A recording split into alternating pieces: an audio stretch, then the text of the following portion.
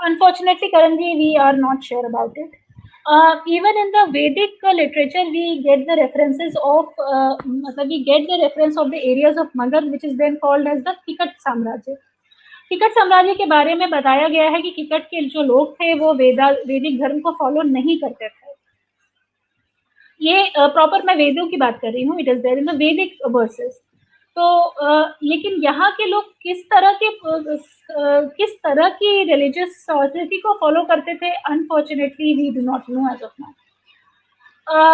Coming to Shramana culture का references भी हमें अप्रोक्सीमेटली 1000 BC के बाद से ही मिलता है, अराउंड 800 BC, जबकि पारसनाथ जी के समय से. लेकिन अगेन क्लेम तो फिर बुद्धिस्ट और जैन्स का भी है कि Shramana culture actually is contemporary to the Vedic culture. लेकिन as per historians view as of date Vedic culture predates the Shramana culture.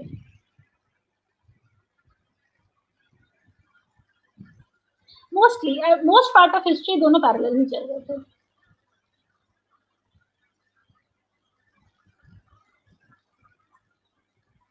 No, Karan. Upanishad was not a part of Sharman culture. Upanishads are essentially a part of the Vedic Samhitas, but they actually represent a time of slow change towards इसीलिए बहुत सारे लोग जब max, चलो मैं थोड़ी कहानी बता देती हूँ. जब मैक्स म्यूरर ने पहली बार बोला था कि 1500 BC से 1000 BC के बीच में वेदों की रचना हुई होगी, ऋग्वेद की रचना एक्चुअली, तो बहुत सारे लोगों, वेस्टर्न हिस्टोरियंस ने रादर इस चीज को बहुत ओपनली कंडेम किया था.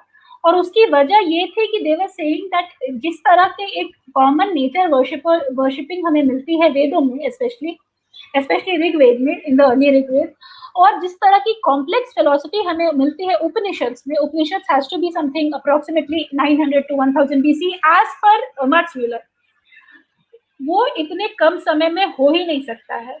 Upanishads actually is a representation of the evolution of thoughts, जबकि philosophical influences आने लगे थे.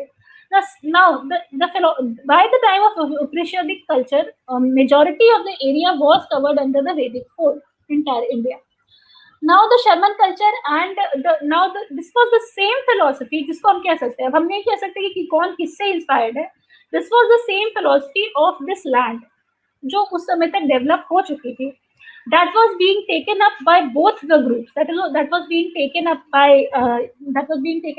the Upanishads.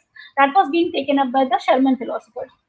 So अब ये कह देना कि ये उपनिषद ने शर्मन से लिया है या शर्मन ने उपनिषद से लिया है, ये हम नहीं कह सकते हैं.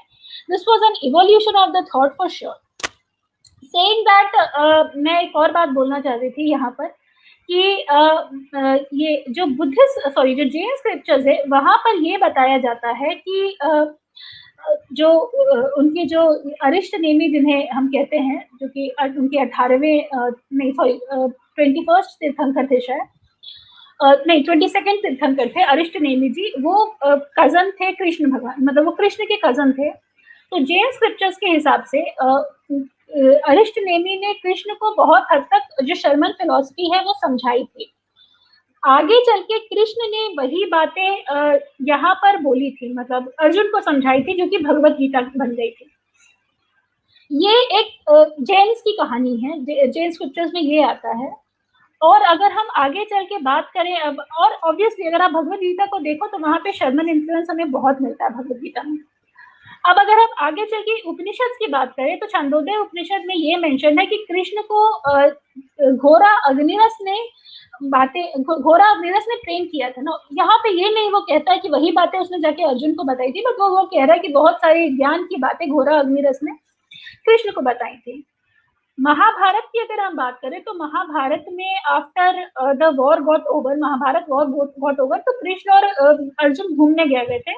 और तब अर्जुन ने कृष्ण से कहा कि आपने जो कुछ भी मुझे वॉर शुरू होने से पहले बोला था, जिसे कि हम आज भगवत गीता कहते हैं, वो मुझे वापस से सुनाइए. और कृष्ण ने फिर कहा कि अब मैं भूल गया हूँ, मुझे याद नहीं थी क्या बात हुई थी. Which actually is a representation कि जो कुछ भी भगवत गीता में कृष्ण ने अर्जुन को कहा था वो उनका खुद का लाइन नहीं था,